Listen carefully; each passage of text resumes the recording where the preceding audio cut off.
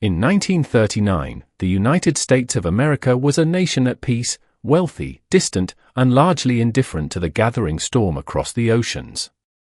2 decades after the war to end all wars, Americans had turned inward, weary of foreign entanglements and haunted by the losses of the First World War. Isolationism was not merely a policy, it was a state of mind. The Atlantic and the Pacific seemed vast enough to guarantee security, and few imagined that within 6 years, the United States would field the most powerful military force in human history. At the dawn of World War II, the U.S. Army ranked 17th in size globally, smaller than that of Portugal. The Navy, though technically advanced, was limited by interwar treaties. The Air Corps, still a branch of the Army, was experimental, underfunded, and often dismissed by traditional officers as a curiosity. The nation's defenses were designed for protection of its own coasts, not for global warfare. Most Americans viewed the conflicts in Europe and Asia as distant tragedies. As late as 1940, public opinion polls showed that over 90% of Americans opposed entering another foreign war. The Great Depression had also left its mark. Military budgets were minimal, training facilities outdated, and equipment scarce. Many soldiers drilled with wooden rifles, while National Guard units used vehicles from the 1920s. The military was ill-prepared for modern mechanized war. When the German blitzkrieg swept across Poland and then Western Europe, the United States watched with both fascination and disbelief at the speed and coordination of the new warfare. Few could have imagined that the same nation would soon replicate and surpass those methods on a global scale. The legacy of isolationism. After World War I, the U.S. had retreated from European politics, refusing to join the League of Nations. The trauma of trench warfare and the disillusionment that followed created a deep skepticism toward foreign alliances. The Neutrality Acts of the 1930s legally restricted the sale of arms to warring nations, symbolizing a country determined to remain neutral at almost any cost. Yet beneath that surface, change was brewing. Industrial giants like Ford, General Motors, and Boeing had unmatched production capacity, even during the economic downturn. American science and engineering were advancing quietly but steadily.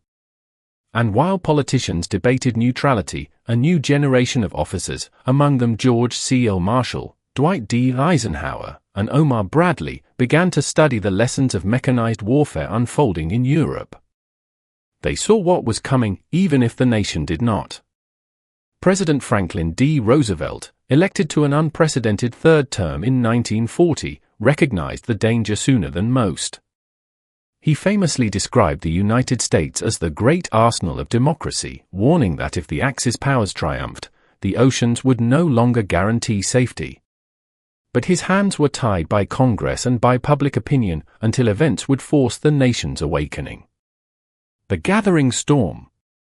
By 1939, the world was already aflame. Germany had rearmed in defiance of the Versailles Treaty, Italy had invaded Ethiopia, and Japan had plunged deep into China. The Axis powers were expanding aggressively, confident that democracies would hesitate to act. When Germany invaded Poland in September 1939, the United States declared neutrality, but Roosevelt began to prepare quietly. The Neutrality Act was amended to allow cash and carry sales, permitting Britain and France to purchase arms as long as they paid in cash and transported the goods themselves. Still, this was only a partial measure. The U.S. Army numbered fewer than 200,000 active soldiers. Its tank force consisted largely of light models incapable of facing modern German armor. The Air Corps had fewer than 2,000 combat aircraft. And the Navy, though the strongest branch of the armed forces, faced severe limitations in the Pacific, where Japan's ambitions were growing more menacing with each passing month. Even the geography that had once protected the United States became a potential liability. 2 oceans now represented vast logistical challenges for any future war effort.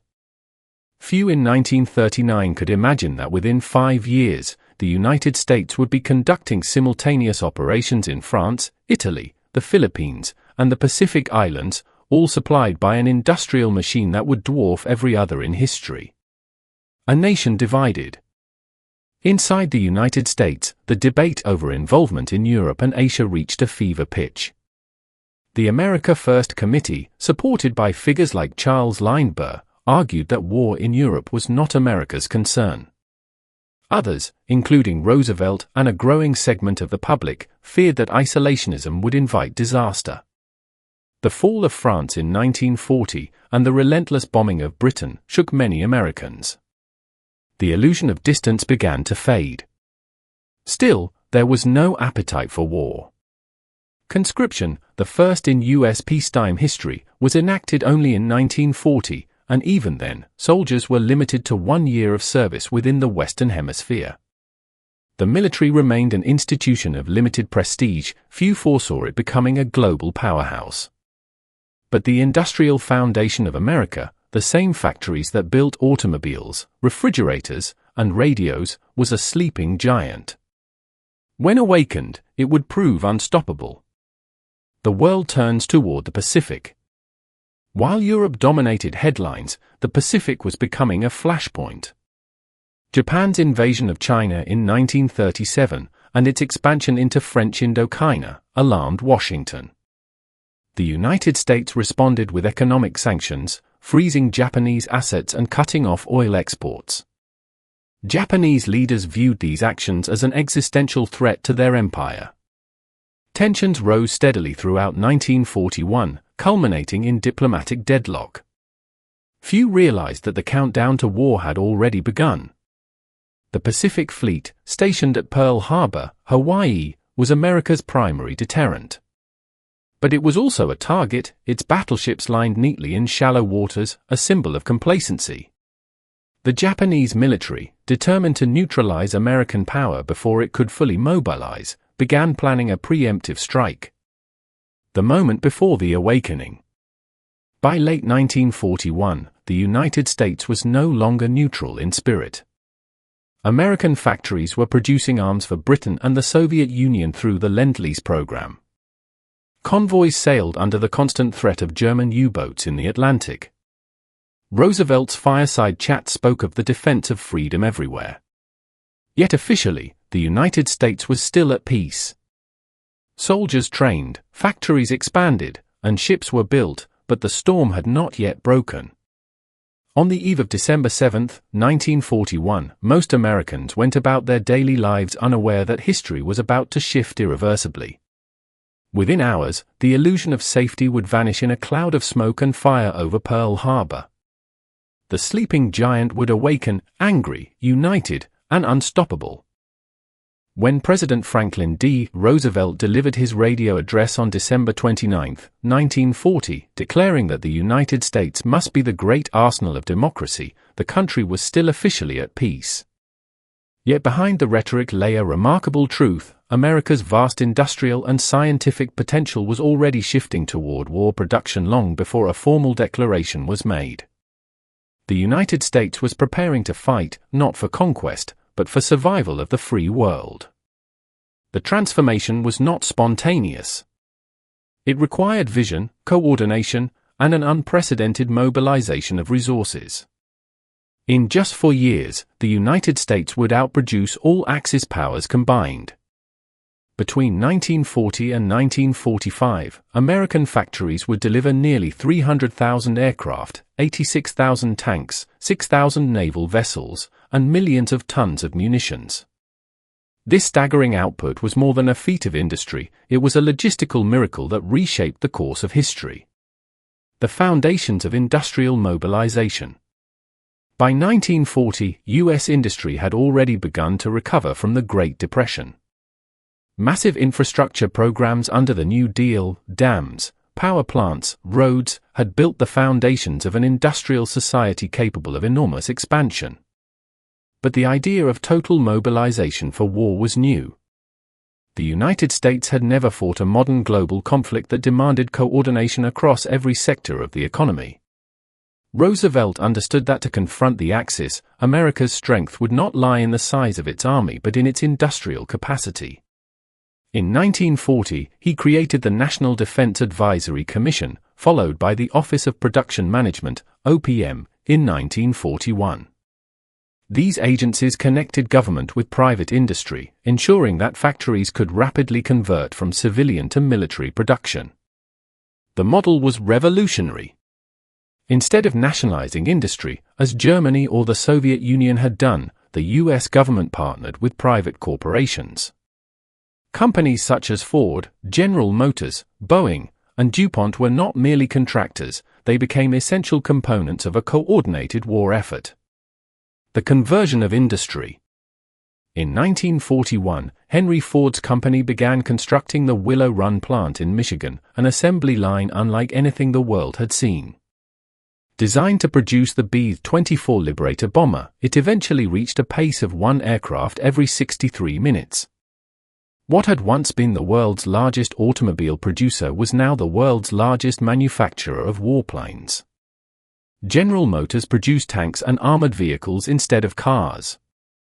Chrysler built engines and ammunition. The Singer Sewing Machine Company made M1 Garand rifles. Typewriter companies produced machine gun components. Even toy manufacturers turned to building compasses and aircraft instruments. Across the nation, civilian industry became a war industry almost overnight. By 1943, the United States was producing 96,000 aircraft per year, more than Germany, Japan, and Italy combined.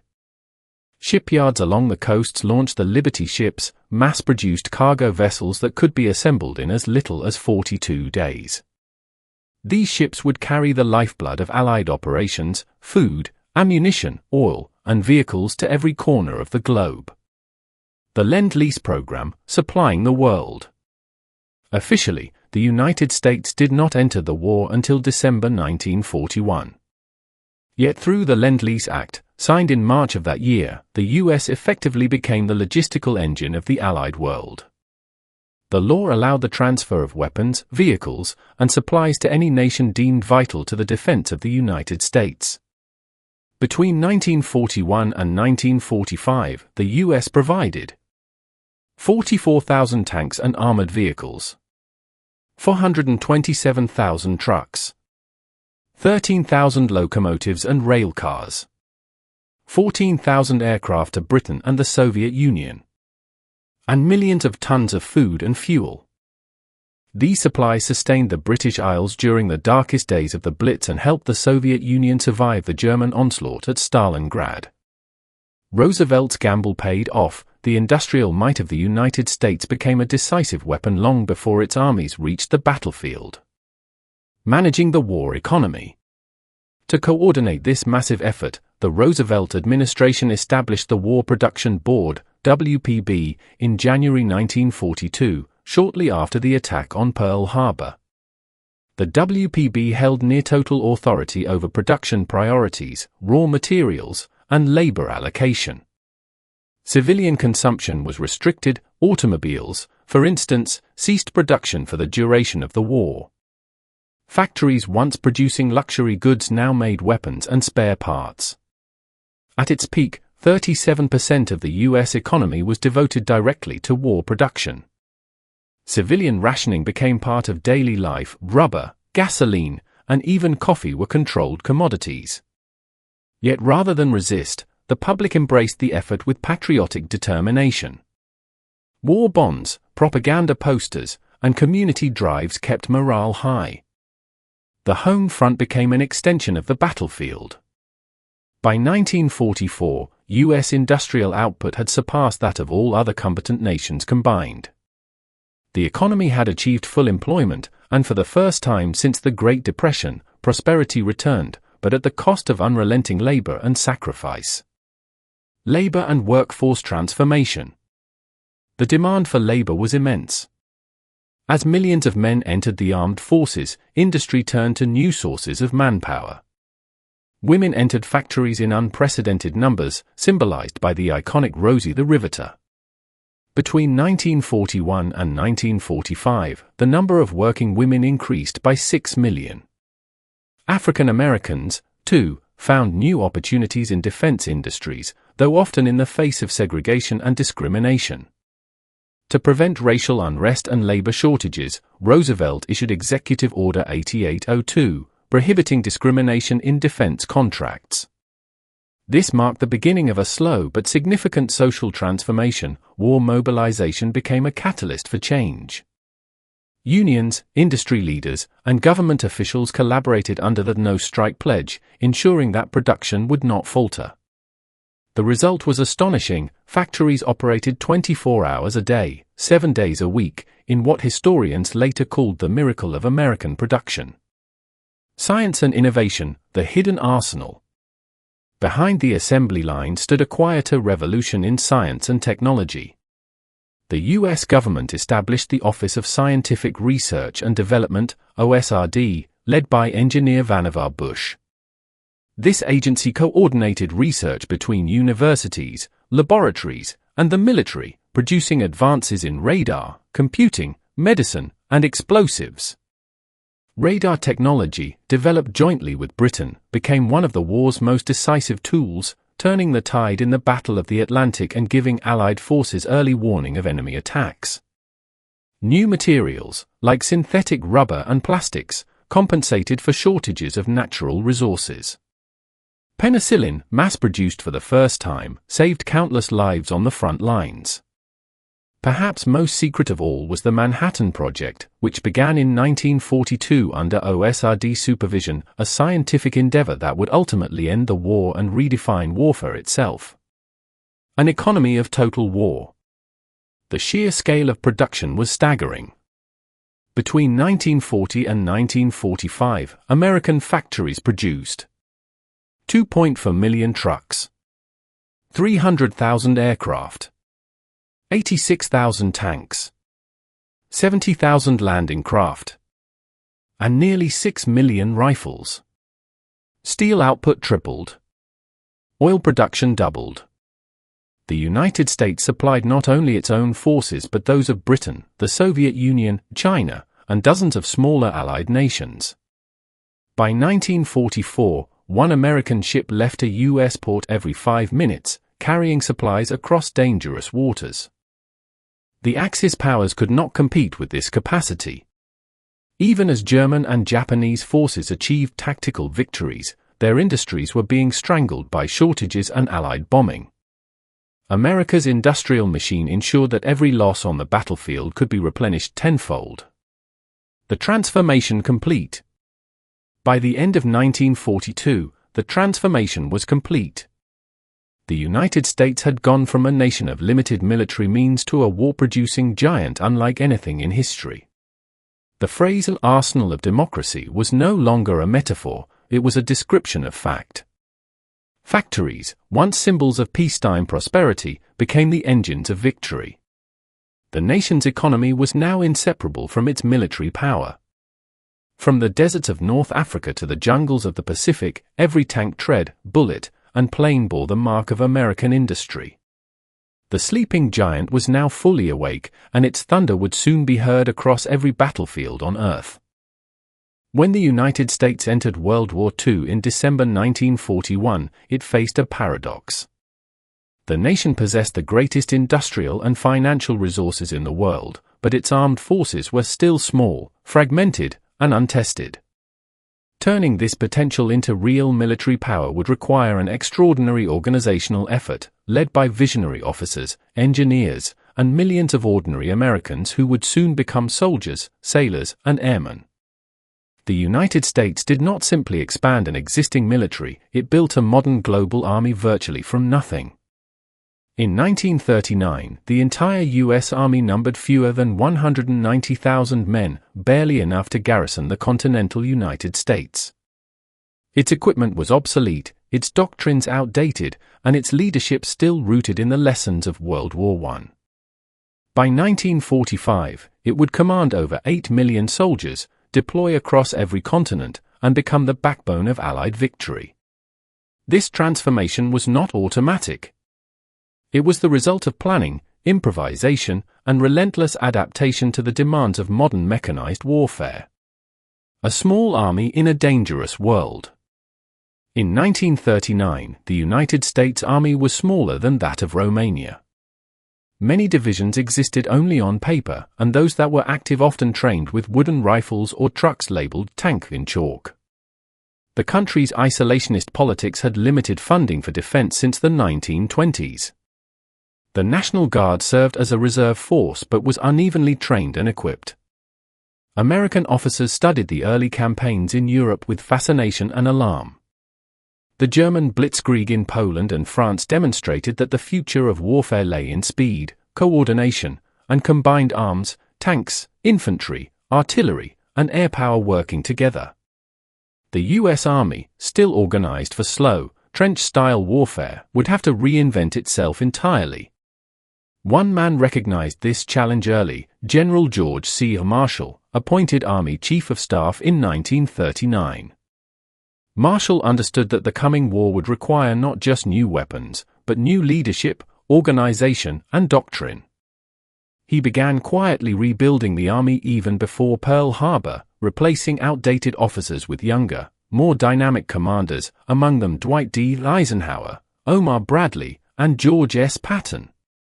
The draft and mobilization. The first step in rebuilding was manpower. In September 1940, Congress passed the Selective Training and Service Act, the first peacetime draft in U.S. history. Every man aged 21 to 35 was required to register. The law initially limited service to 12 months, reflecting the country's continuing reluctance for full mobilization. But the draft provided a foundation. When war came, that system expanded rapidly. By 1945, more than 10 million men had been drafted, and another 6 million had volunteered. America's training camps, such as Fort Benning, Fort Bragg, and Fort Knox, swelled into temporary cities. Raw recruits from farms, factories, and universities learned to become soldiers in a matter of weeks. The Army also faced the challenge of integrating a diverse population. African Americans, Native Americans, Hispanic Americans, and Japanese Americans all served, often in segregated units, but with distinction. The famed Tuskegee Airmen and the 442nd Regimental Combat Team would later earn legendary reputations for courage and effectiveness. Training the modern soldier. World War II demanded a new kind of soldier. The traditional infantryman was no longer sufficient. Troops had to be trained in the use of vehicles, radios, and complex weapon systems. Training programs expanded to include everything from mechanical repair to chemical warfare, from small unit tactics to parachute jumping. To accelerate learning, the Army introduced realistic field exercises, including large-scale war games in Louisiana and the Carolinas. These simulated modern mechanized warfare on American soil. Observers noted weaknesses in coordination and communication, lessons that would later prove vital during the invasions of North Africa and Normandy. New schools emerged to train specialists: the Armored Force School at Fort Knox for tank crews, the Airborne Command at Fort Benning for paratroopers, and the Army Air Force's Technical School for pilots and mechanics. The speed of this educational effort was staggering. In 1940, the U.S. trained fewer than 10,000 pilots. By 1944, it trained over 193,000. Organizing for global war. The U.S. military of World War I had been a single continental force. The new war demanded a global army, capable of operating on multiple continents simultaneously. To manage this complexity, Marshall and the War Department reorganized the entire structure of command.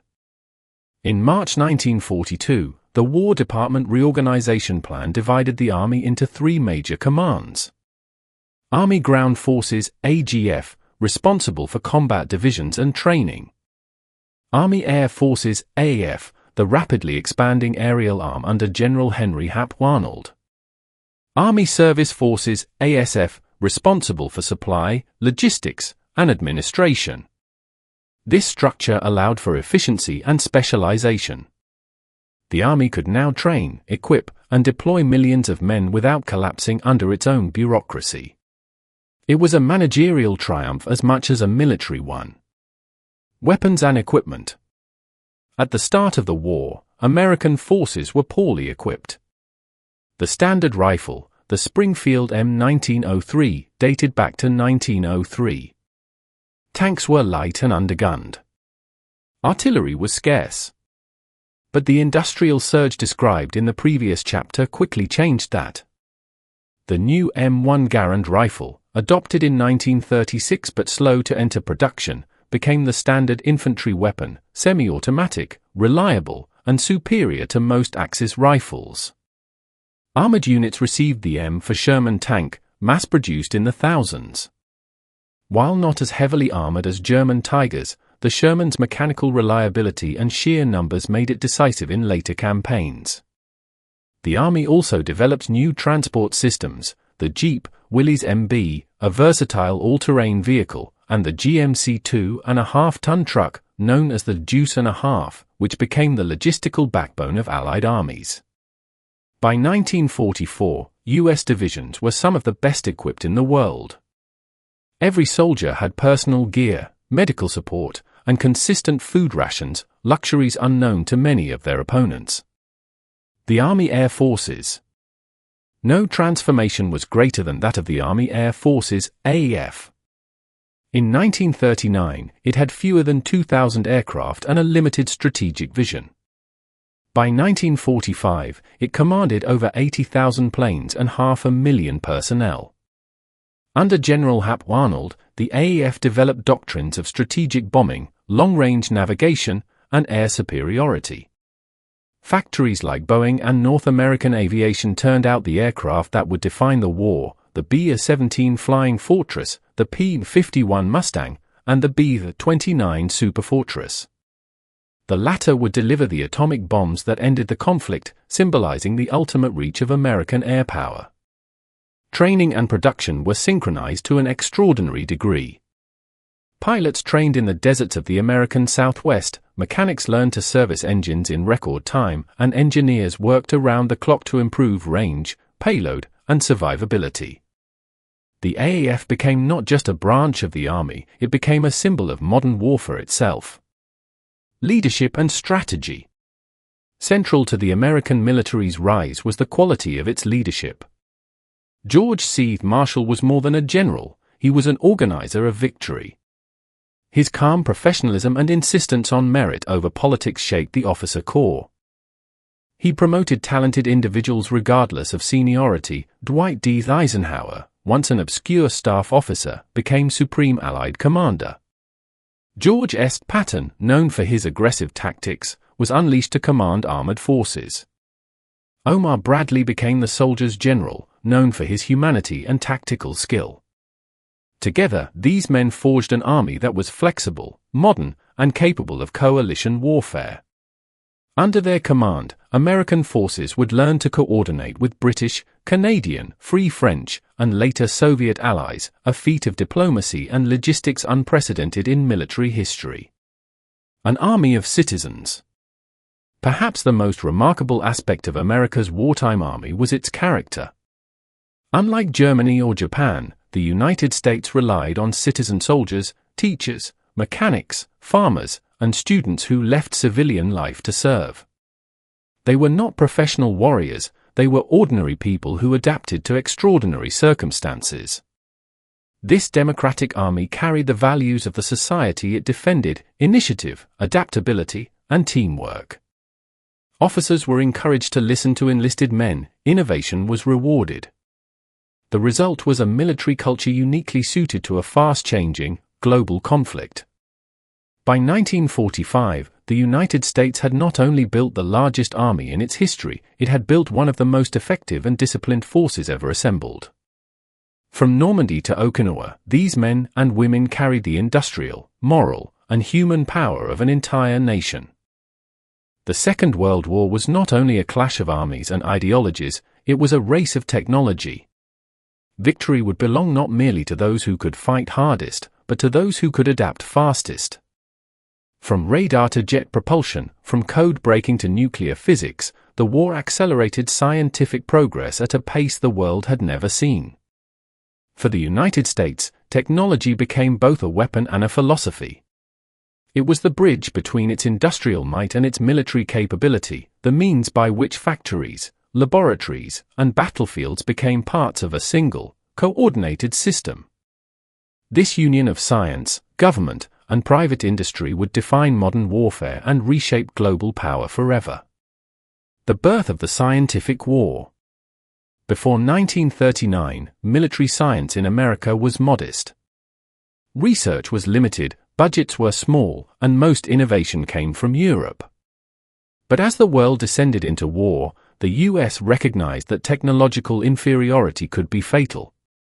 Germany's early victories, powered by advanced aircraft, tanks, and radio coordination, proved that modern war was as much about invention as strategy. To meet this challenge, the Roosevelt administration took a radical step. In 1941, it established the Office of Scientific Research and Development, OSRD, led by engineer Vannevar Bush. The OSRD coordinated research across hundreds of universities, laboratories, and corporations. It linked scientists to soldiers, ensuring that discoveries reached the front lines as quickly as possible. This partnership created what historians later called the military-industrial scientific complex, a system that united academia, business, and government in pursuit of national defense. It was unlike anything that had existed before, and it would outlive the war by decades. Radar, the invisible shield. One of the first and most decisive technologies to emerge was radar, radio detection and ranging. Developed jointly by American and British scientists, radar allowed the detection of aircraft and ships beyond visual range. It transformed the air war and the Battle of the Atlantic. British research at Bawdsey Manor had pioneered the concept, but it was American industrial power that made radar operational on a massive scale. The MIT Radiation Laboratory, established in 1940, became the center of radar development. There, thousands of physicists and engineers worked on miniaturizing and improving radar systems for aircraft, ships, and ground stations. By 1943, nearly every major U.S. warship carried radar. Aircraft like the P-61 Black Widow could hunt enemy planes at night. On land, radar-guided anti-aircraft guns defended cities and bases. The technology gave Allied forces eyes in the dark and denied the enemy the element of surprise. Radar also played a key role in D-Day, helping Allied ships navigate the fog-covered English Channel and enabling precision coordination across the invasion fleet. It was, quite literally, the unseen hand guiding the largest amphibious operation in history. Communications and intelligence. Modern war demanded information as much as ammunition. The U.S. invested heavily in secure communications and intelligence systems, pioneering methods that remain central to military operations today. The Signal Corps developed advanced field radios, allowing units to coordinate across vast distances. New encryption devices, such as the Sigaba cipher machine, replaced older, less secure systems. While not as famous as Germany's Enigma, Sigaba proved virtually unbreakable during the war. In the Pacific, one of the most ingenious communication systems came from an unexpected source, the Navajo code talkers. Using their native language, which had no written form and was unknown outside their communities, Navajo Marines transmitted tactical messages that the Japanese could never decipher. Their contribution remained classified until decades after the war. On the intelligence front, American cryptanalysts joined forces with the British at Bletchley Park, breaking Axis codes and intercepting communications that revealed enemy movements.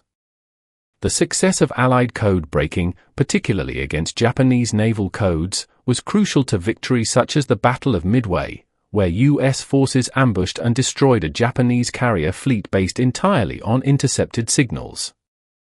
Aircraft and aviation technology. The sky became the ultimate laboratory of innovation. In 1939, U.S. aircraft design lagged behind Europe's. By 1945, it led the world.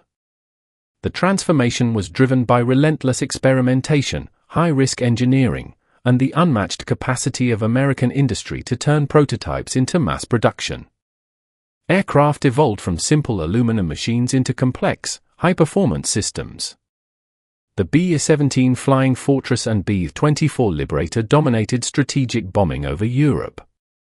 The P-51 Mustang, equipped with a Rolls-Royce Merlin engine, gave the Allies long-range air superiority. Over the Pacific, the B-29 Superfortress introduced pressurized cabins, remote-controlled gun turrets, and enormous operational range, culminating in its use over Hiroshima and Nagasaki. The war also pushed the limits of aerodynamics and propulsion. The US began experimenting with jet engines, following intelligence reports about German jet fighters. Though America's first operational jet, the Lockheed P-80 Shooting Star, arrived too late to see combat, it symbolized the dawn of the jet age. Behind these machines were tens of thousands of engineers, mechanics, and test pilots. Accidents were frequent, but so were breakthroughs. The technological arms race in aviation compressed decades of innovation into a few short years. Medicine and the human factor. While machines defined the modern battlefield, medicine preserved the human element. The war revolutionized medical science, transforming not only military care but also civilian health for generations to come. The mass production of penicillin, the world's first true antibiotic, was one of the most significant achievements of the war. British scientists had discovered it, but it was American pharmaceutical companies, coordinated by the OSRD, that learned how to produce it in industrial quantities. By D-Day, penicillin was saving thousands of soldiers from infections that would have been fatal in previous wars.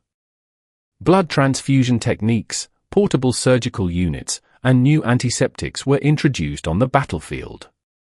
The U.S. Army Medical Department organized vast networks of hospitals and evacuation systems. For the first time, wounded soldiers could be treated within hours of injury, dramatically increasing survival rates. Psychology also entered military science. The concept of combat fatigue, now known as post-traumatic stress disorder, PTSD, was recognized and studied. Though not yet fully understood, it represented a growing awareness that war's toll extended beyond the physical. Mechanization and mobility. The U.S. military's power rested not just on weapons but on movement. Mechanization, enabled by the automobile industry, turned warfare into a dynamic, fast-moving enterprise. The Jeep became an icon of American mobility, small, reliable, and capable of traversing almost any terrain.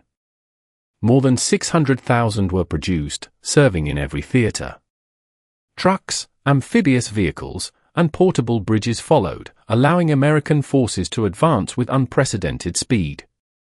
The Red Ball Express, a massive convoy system in Europe, demonstrated the full impact of mechanized logistics. Operating around the clock, thousands of trucks delivered supplies from Normandy beaches to the front lines in France and Germany. Without this mobile infrastructure, even the best armies would have stalled. Mechanization also extended to the seas. New classes of landing craft, LSDs and Higgins boats, enabled amphibious assaults on hostile shores, from North Africa to the Pacific Islands. Their design, pioneered by American shipbuilder Andrew Higgins, was so vital that Eisenhower later remarked, "He won the war for us." The Manhattan Project, science turns to power. The most secret and consequential innovation of all was the Manhattan Project, a research effort that brought together the world's leading scientists to harness nuclear energy for war. Conceived in 1942 and directed by General Leslie R. Groves and physicist J. Robert Oppenheimer, the project represented the ultimate union of science and state. With laboratories spread across the United States, Los Alamos, Oak Ridge, Hanford, the Manhattan Project employed over 130,000 people in total secrecy. Its success changed the world forever. The atomic bombs dropped on Hiroshima and Nagasaki in August 1945 ended the war in the Pacific, but also opened the nuclear age, a turning point that redefined power, politics, and ethics. A legacy of innovation. By 1945, the United States had become not just a military power but a technological superpower. The war had fused science and strategy into a single enterprise. Laboratories that once studied pure physics now built radar and rockets. Universities became extensions of the defense establishment.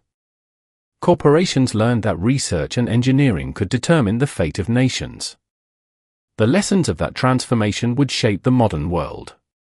Radar became the foundation of modern air traffic control. Penicillin ushered in the age of antibiotics. Computers and cryptography evolved into the digital revolution. The nuclear project spawned both deterrence and fear that would define the Cold War. World War II ended, but the age of innovation it unleashed would never sleep again. In every war, soldiers fight, generals plan, and nations sacrifice. But behind all victories lies an invisible force: logistics. The ability to supply, transport, and sustain millions of men across the globe determines who wins and who fails. For the United States in World War II, logistics was not merely a support system, it was the strategy.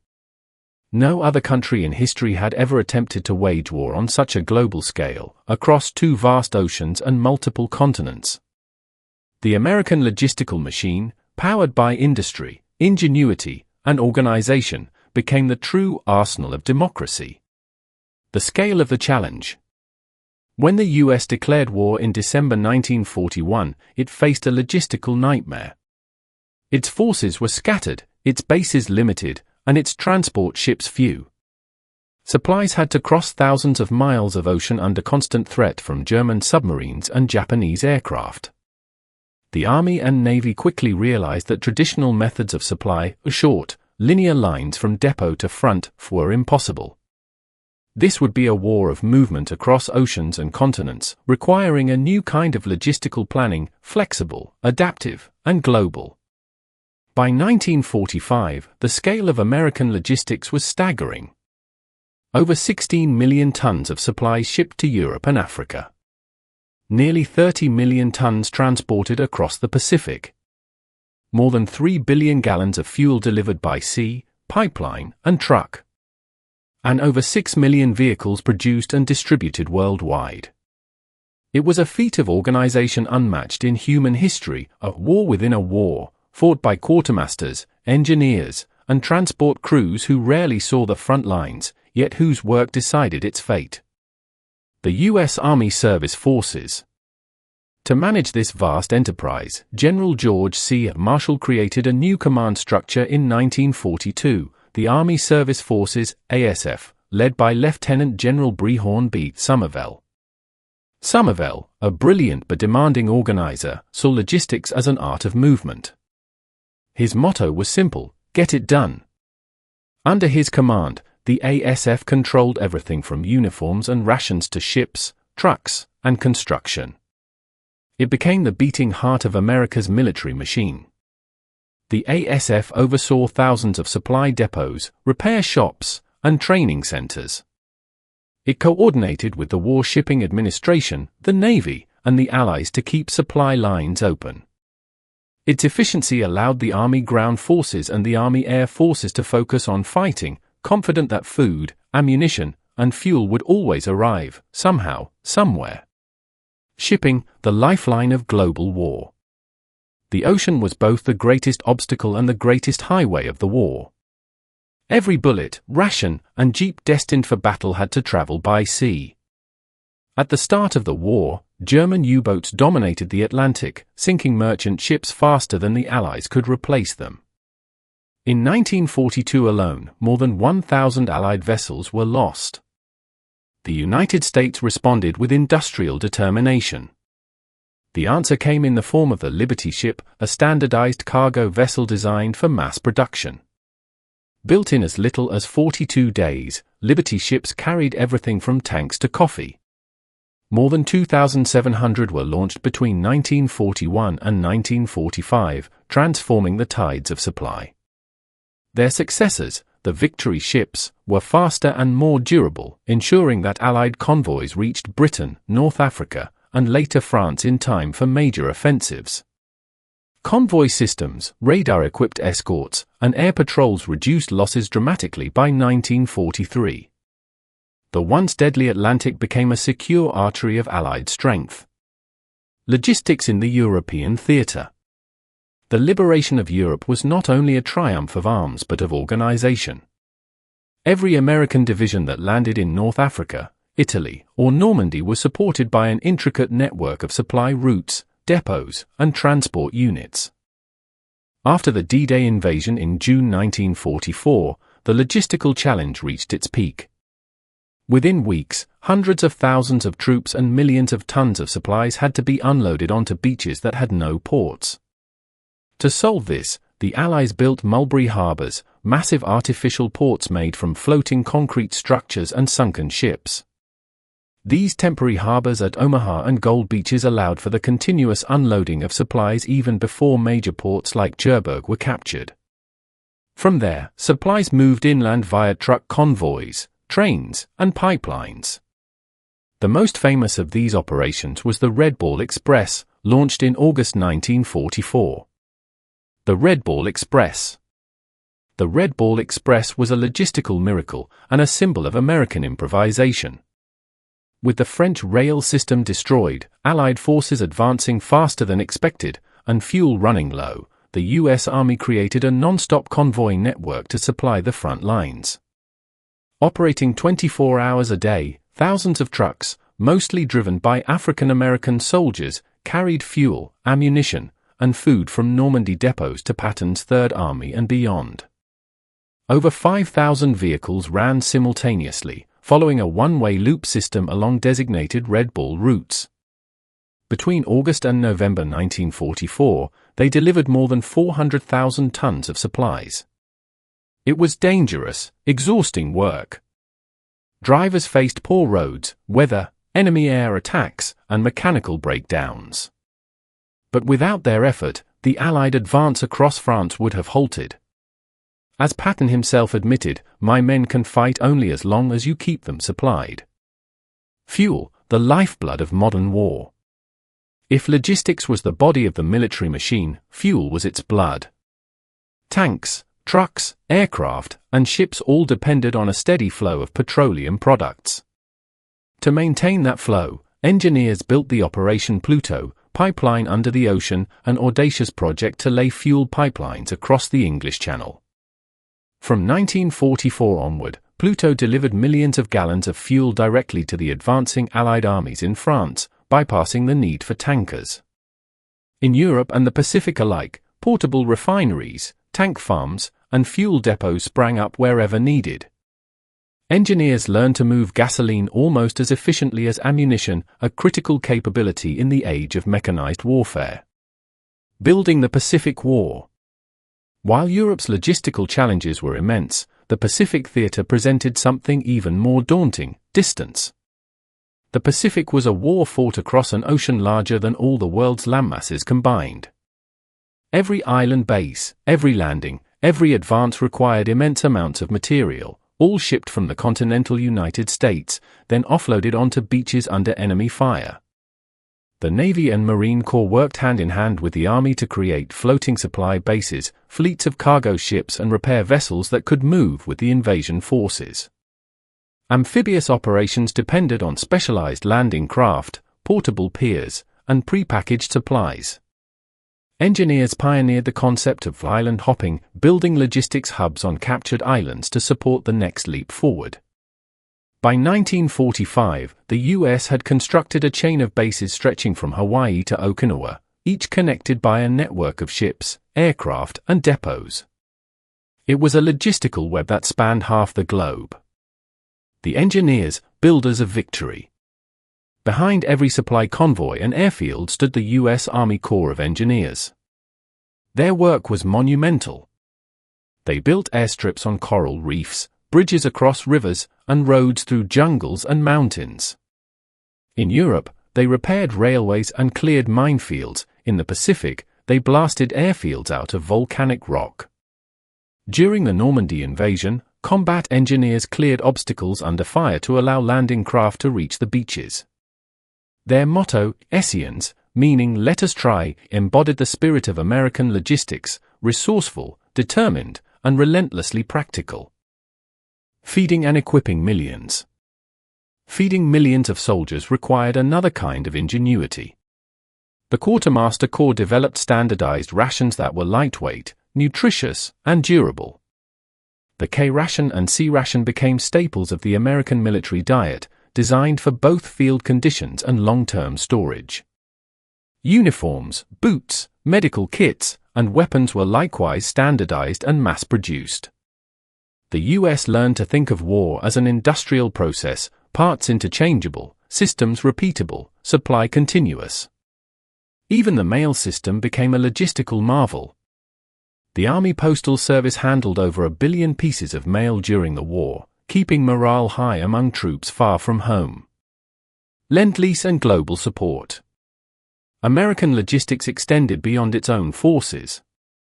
Through the Lend-Lease program, the U.S. supplied its allies with food, vehicles, aircraft, and raw materials, sustaining Britain during the darkest days of the Blitz and providing the Soviet Union with critical transport trucks, locomotives, and aircraft. Between 1941 and 1945, the United States sent over $50 billion in aid, equivalent to more than $750 billion today. This massive transfer of resources strengthened alliances and ensured a coordinated global effort against the Axis powers. It was a gesture of generosity, but also a demonstration of capability. No other nation could project such economic and logistical power on such a scale. The quiet heroes of the rear. The men and women who ran the logistical machine rarely made headlines. They were clerks, mechanics, truck drivers, and warehouse workers. Yet without them, the front lines would have gone silent. They built and maintained the vast arteries of war, from factory floors in Detroit to supply dumps in Normandy, from Pacific docks to desert airstrips. Their contribution was measured not in medals but in movement, every ton delivered, every convoy completed, every bridge built. As General Dwight D. Eisenhower later said, "You will not find it difficult to prove that battles, campaigns, and even wars have been won or lost primarily because of logistics." He was right. Logistics was the hidden power of victory. Legacy of the Logistics Revolution. The logistical systems created during World War II changed not just warfare but the world economy.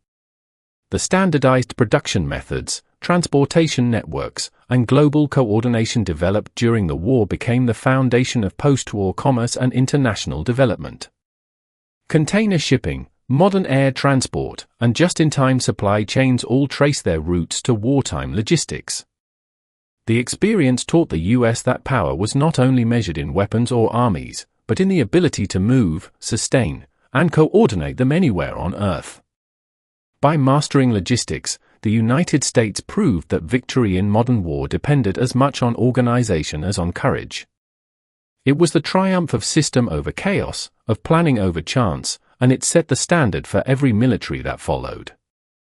By 1943, the United States had done what once seemed impossible. It had mobilized a citizen army, built an industrial colossus, and projected power across 2 oceans. Yet the true test still lay ahead, the coordination of that power into a coherent global strategy. World War II was a war of fronts and continents. American troops fought in deserts, jungles, cities, and oceans, from North Africa to Normandy, from the Aleutians to Okinawa. Success required not only courage and firepower, but also a unified vision that connected every battlefield to a single purpose. This was the task of American strategy, a blend of diplomacy, command, and logistics that turned chaos into coordination and made victory possible. The birth of a grand strategy. When the United States entered the war after Pearl Harbor, it faced an urgent question: where to fight first? The public demanded revenge against Japan, but President Franklin D. Roosevelt and his military chiefs recognized a broader truth. Germany was the most powerful Axis nation. If it triumphed in Europe, Japan could be dealt with later, but not the reverse. Thus, in agreement with Britain, the US adopted the Germany First strategy. This decision shaped every aspect of the war. While the Pacific would remain active, the bulk of American resources and planning went toward defeating Nazi Germany before turning full attention to Japan. It was a strategic choice rooted in global thinking, not emotion, one of the earliest signs that the US had become a mature world power. The Joint Chiefs of Staff. To execute such a vast war effort, America needed a unified command structure. In early 1942, Roosevelt established the Joint Chiefs of Staff, JCS, a council composed of the heads of the Army, Navy, and later the Air Forces, under the leadership of General George C. Marshall. The JCS became the brain of the American war effort, meeting daily to plan operations, allocate resources, and coordinate with British allies through the combined Chiefs of Staff in London and Washington. Never before had military and political strategy been so closely linked. The Joint Chiefs oversaw everything from shipbuilding schedules to the sequence of invasions. Their coordination with Prime Minister Winston Churchill and the British command created an alliance of minds as well as armies. The JCS's authority extended worldwide, yet its greatest strength was flexibility. It could shift priorities swiftly, from the North African landings in 1942 to the Normandy invasion in 1944, from the Solomon Islands to the Philippines. This ability to think globally and act decisively became the hallmark of American command. Coalition warfare. Fighting a world war meant fighting with the world. The United States did not wage the conflict alone, it was part of the Grand Alliance, a coalition that included Britain, the Soviet Union, China, and dozens of smaller nations. Coalition warfare required compromise, diplomacy, and patience. The Allies often disagreed over strategy, resources, and ideology, but they shared one essential goal: total victory over the Axis. American officers had to master not just tactics but negotiation. General Eisenhower, appointed Supreme Allied Commander in Europe, became a symbol of this new style of leadership, pragmatic, calm, and able to reconcile competing national interests. His headquarters, SHAEF, Supreme Headquarters Allied Expeditionary Force, coordinated British, American, Canadian, and Free French forces for the largest amphibious invasion in history.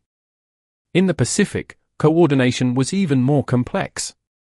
The U.S. operated two separate commands, General Douglas MacArthur's Southwest Pacific Area and Admiral Chester W. Nimitz' Pacific Ocean areas, each advancing along different routes toward Japan. Their strategies sometimes clashed, but together they forged a relentless double advance that closed the circle around the Japanese Empire. Operation Torch, the first step.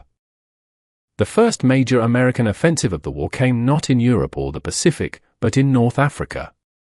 In November 1942, Operation Torch landed US and British forces in Morocco and Algeria. Torch marked America's baptism of fire in the European theater, the first test of its ability to conduct a large-scale amphibious and multinational campaign. Despite inexperience, the operation succeeded, opening a new front against Axis forces in Tunisia and paving the way for the invasion of Italy. It also taught vital lessons: the need for better coordination, improved logistics, and clearer command structures. Many of the officers who would later lead in Normandy, including Eisenhower, Patton, and Bradley, gained their first combat experience here. North Africa was the classroom in which America learned how to fight a global war. The Mediterranean strategy. After North Africa, the Allies turned to the next link in the Axis chain, Italy. The invasion of Sicily in July 1943, Operation Husky, and the subsequent landings on the Italian mainland aimed to knock Italy out of the war and divert German forces from France and the Eastern Front. The campaign was slow and grueling. The mountainous terrain favored the defenders, and German troops under Field Marshal Kesselring fought skillfully. But the Italian campaign tied down divisions that might have reinforced Normandy, and it provided valuable experience in combined operations. By June 1944, Rome had fallen, the first Axis capital to be liberated. For American commanders, the Mediterranean became a laboratory of joint warfare, blending naval, air, and ground power in complex coordination. The European Master Plan Overlord.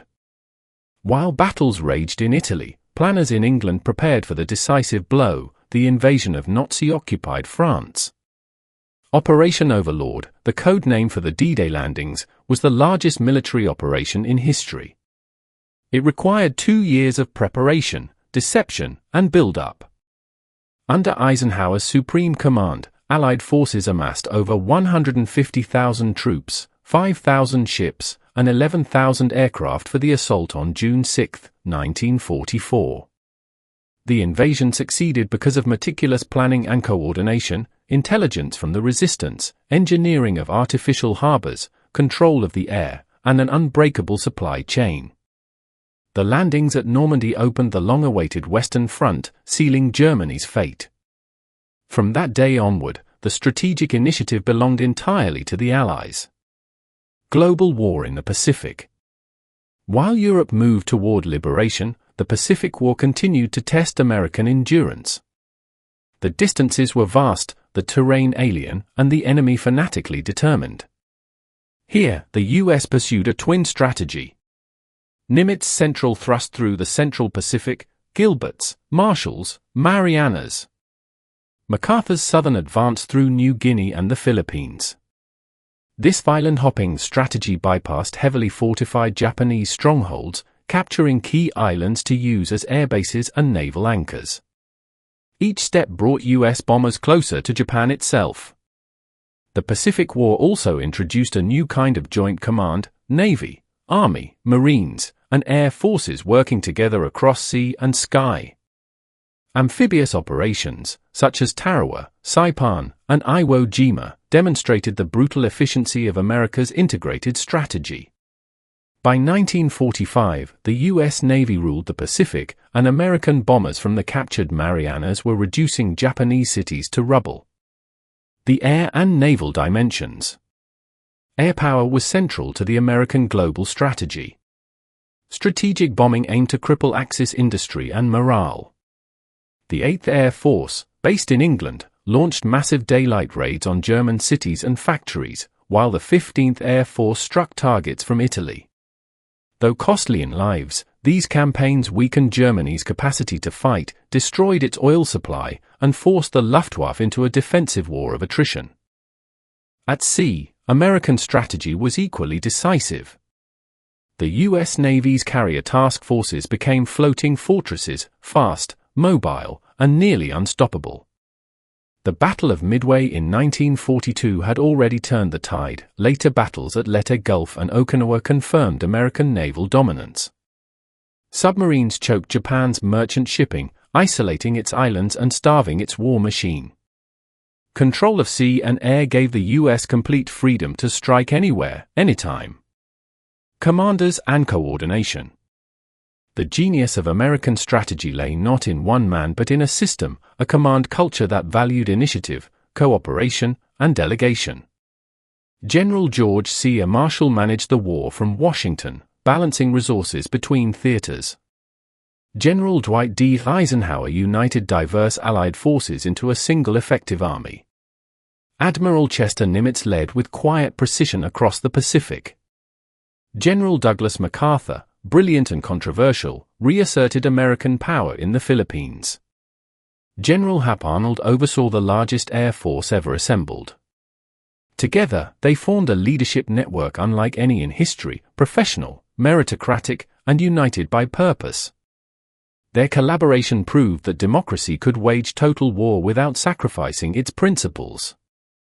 Global coordination and diplomacy. Strategy was not only military.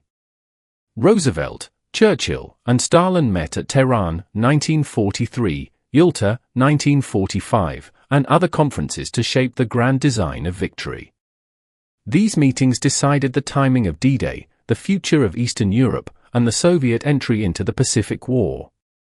They also revealed the first cracks in Allied unity, foreshadowing the Cold War. For Roosevelt, strategy extended beyond battlefields. He envisioned a post-war world of collective security and cooperation, embodied in the creation of the United Nations. Thus, even as American generals planned for victory, the president planned for peace. The final phase. By late 1944, Allied forces had entered Germany from the west while the Soviets closed in from the east. Despite desperate counterattacks, most famously the Battle of the Bulge, the Wehrmacht was doomed. In April 1945, Soviet troops captured Berlin. On May 8, Germany surrendered unconditionally. Meanwhile, in the Pacific, fierce battles at Iwo Jima and Okinawa brought American forces within striking distance of Japan. Yet Japan refused to surrender. It took the atomic bombings of Hiroshima and Nagasaki, followed by Soviet invasion of Manchuria, to finally end the war. On September 2, 1945, aboard the battleship USS Missouri, Japan signed its surrender. The global war was over. The triumph of strategy. Victory did not come by chance. It was the product of organization, foresight, and unity. The United States had mastered the complexity of modern warfare, not through authoritarian command, but through coordination, flexibility, and shared purpose. Its leaders understood that strategy was not just about winning battles, but aligning industry, diplomacy, and military power toward a single end. This philosophy, comprehensive, global, and systematic, became the foundation of American military doctrine for the rest of the 20th century. World War II transformed the U.S. from a continental republic into a global superpower. Its armies had fought on every front, its fleets had crossed every ocean, and its airmen had conquered the skies. Behind that achievement lay a truth as enduring as history itself: power depends not only on strength, but on the ability to direct it wisely. When the guns finally fell silent in 1945, the United States stood at a crossroads. In 6 years, it had transformed from a largely isolationist nation into the most powerful military and industrial force the world had ever seen. Yet victory brought not only triumph but responsibility, the challenge of shaping a new international order and redefining the American military for a world forever changed. This final stage of the war, and its immediate aftermath, marked the beginning of a new era, one that would determine how the United States would lead, fight, and safeguard peace in the modern age. The cost of victory. The human price of victory was staggering. Over 400,000 Americans lost their lives, millions more returned home scarred in body and mind. Across the world, tens of millions had perished. Entire cities, from Warsaw to Manila, from Dresden to Tokyo, lay in ruins. Yet the scale of destruction only underscored the enormity of what had been achieved. The United States had defeated two formidable military empires, restored balance to the world, and preserved democracy in the face of tyranny. It had done so through a combination of industrial might, organizational skill, and human courage. The American war machine had produced 296,000 aircraft, 86,000 tanks, and over 8,000 naval vessels. Its logistical network spanned oceans, its troops fought on 6 continents. But the cost of such effort also forced a reckoning. What would become of this immense military once peace returned? Demobilization and transition.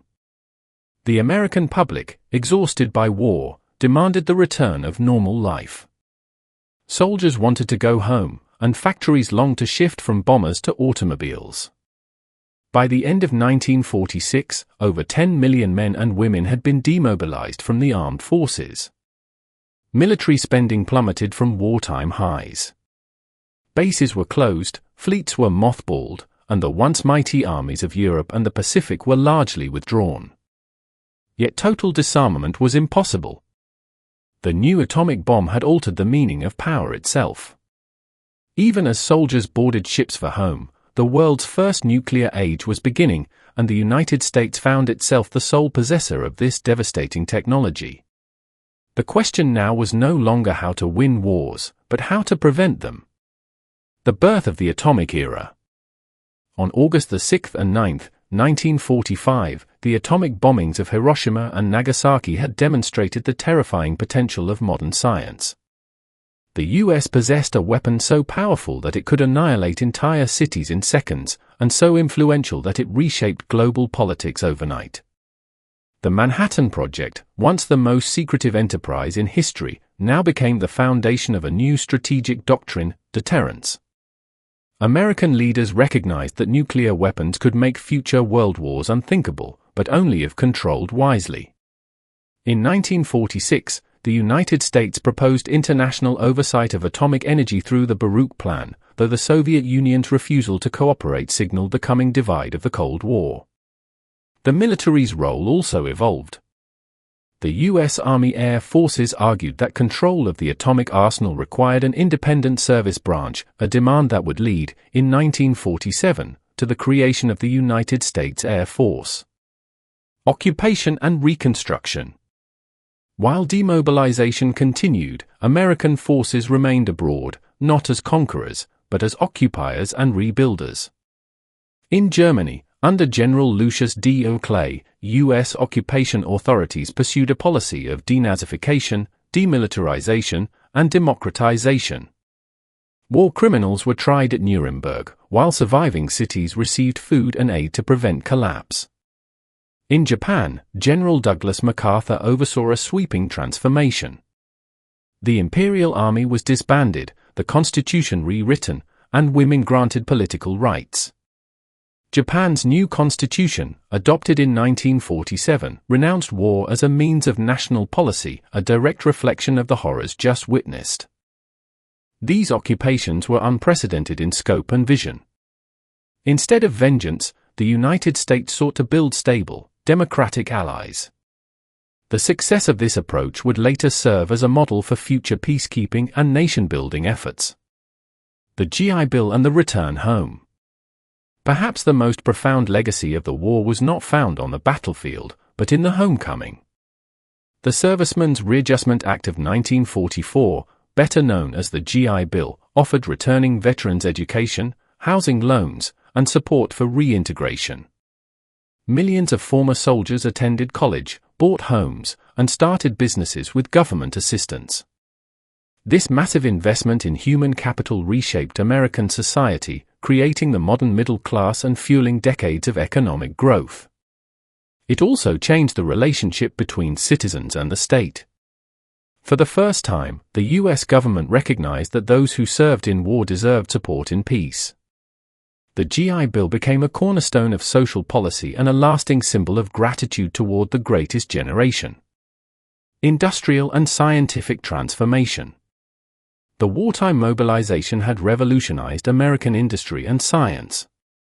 Factories that once made consumer goods had mastered mass production on an unprecedented scale. Research institutions, funded by the government, had developed radar, jet engines, computers, and antibiotics. This wartime innovation laid the groundwork for the post-war boom. The link between science, industry, and defense became permanent, formalized through organizations like the Office of Naval Research, ONR, and, later, the Department of Defense. The United States entered the atomic age not only as a military power but as a technological one. Its scientists had proven that knowledge could shape history as decisively as armies. The United Nations and the hope for peace.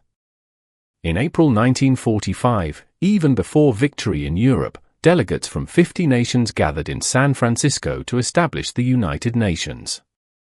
Guided by Roosevelt's vision, the UN was designed to prevent future wars through diplomacy, collective security, and moral authority. The United States played a central role, hosting the organization's headquarters in New York City and becoming one of its 5 permanent members of the Security Council.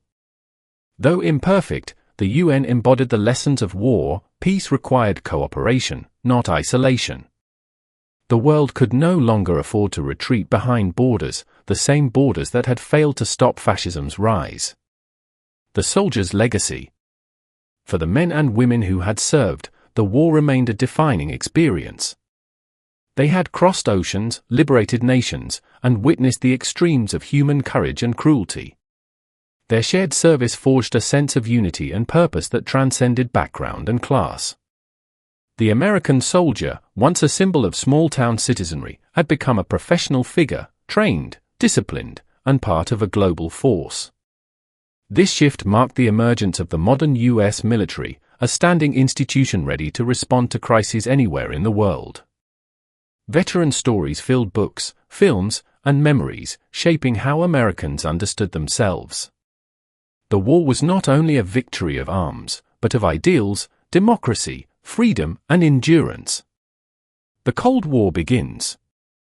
Even as peace returned, new tensions emerged. The wartime alliance between the US and the Soviet Union quickly unraveled over the fate of Eastern Europe, the spread of communism, and the control of atomic power. By 1947, the Iron Curtain had descended across the continent. The Truman Doctrine, pledging to contain communism, and the Marshall Plan, rebuilding Europe's economy, signaled that the US would not retreat from world leadership. The military, reorganized under the National Security Act of 1947, now prepared for a new kind of conflict, one of ideology, espionage, and nuclear deterrence.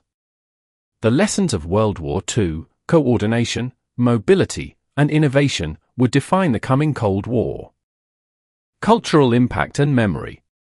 The Second World War reshaped not only geopolitics but culture. It left an indelible mark on art, literature, and film, from Saving Private Ryan's realism to Band of Brothers' camaraderie.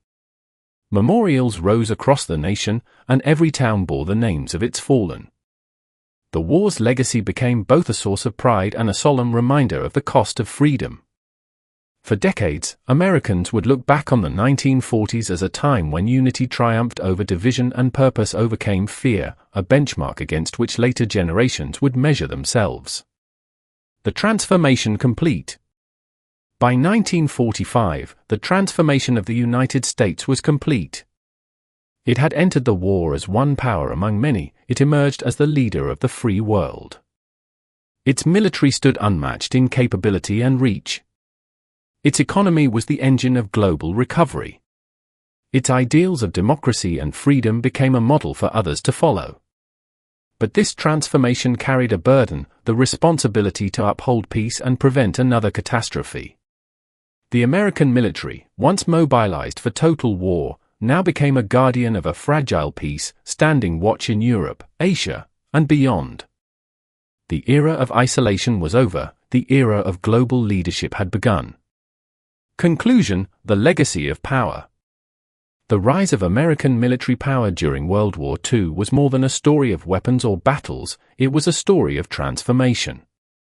From the ashes of Pearl Harbor to the victory at Okinawa, from the factories of Detroit to the skies over Berlin, the United States discovered not only its strength but its purpose. The lessons of that era, unity, innovation, and resolve, continue to shape the world today. Every generation since has lived in the shadow of 1945, when power and responsibility merged to define a new world order. World War II ended not just with the defeat of tyranny, but with the dawn of a new age, an age led by a nation that had learned how to wield power not for conquest, but for the defense of freedom itself.